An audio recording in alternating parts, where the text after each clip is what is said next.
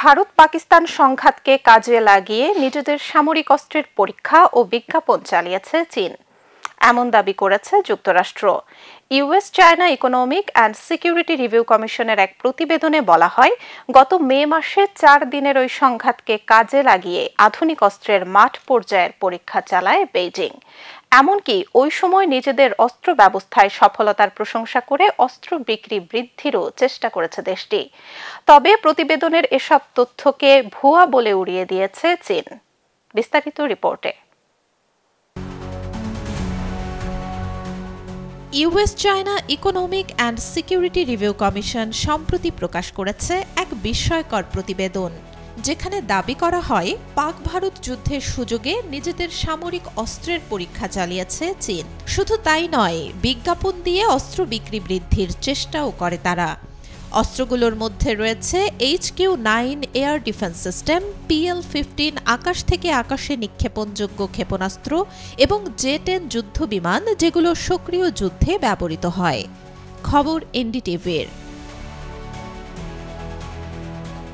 প্রতিবেদনে আরও বলা হয়, চীন নাকি জুনে পাকিস্তানকে পঞ্চম প্রজন্মের 40টি J-35 যুদ্ধ বিমান, KJ-500 বিমান এবং ব্যালিস্টিক ক্ষেপণাস্ত্র প্রতিরক্ষা ব্যবস্থা বিক্রির প্রস্তাব দেয়।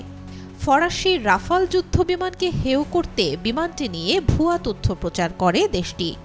তারা তাদের J-35 এর কাছে রাফালকে হেয় করে প্রচার করে।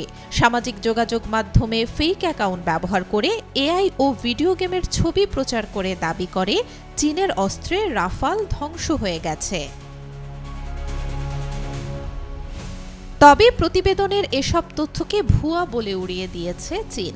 চীনের পররাষ্ট্র মন্ত্রণালয়ের মুখপাত্র মাওনিং বলেন, যে তথাকথিত কমিশনের কথা বলা হচ্ছে তারা সবসময় চীনের প্রতি আদর্শগত বিদ্বেষ পোষণ করে। তাদের কথায় বিশ্বাসযোগ্য কিছু নেই। কাশ্মীরের পেহেলগামে সশস্ত্র গোষ্ঠীর হামলায় ২৬ জন নিহত হওয়ার পর ভারত ও পাকিস্তানের মধ্যে উত্তেজনা বৃদ্ধি পায়। ৭ মে ভারত পাকিস্তানে অপারেশন সিঁদুর নামে হামলা চালিয়ে বসে। জবাবে পাকিস্তানও পাল্টা আঘাত করে। এই সংঘাত ৪ দিন ধরে চলে। মার্কিন প্রেসিডেন্ট ডোনাল্ড ট্রাম্প দাবি করেন তার মধ্যস্থতায় ২ দেশ যুদ্ধবিরতিতে রাজি হয়। তবে ট্রাম্পের এই দাবি অস্বীকার করেন ভারতের প্রধানমন্ত্রী নরেন্দ্র মোদি। তিনি বলেন, কূটনৈতিক আলোচনার মাধ্যমে সংঘাত বন্ধে রাজি হয়েছে ২ দেশ। Desk report, B news 24।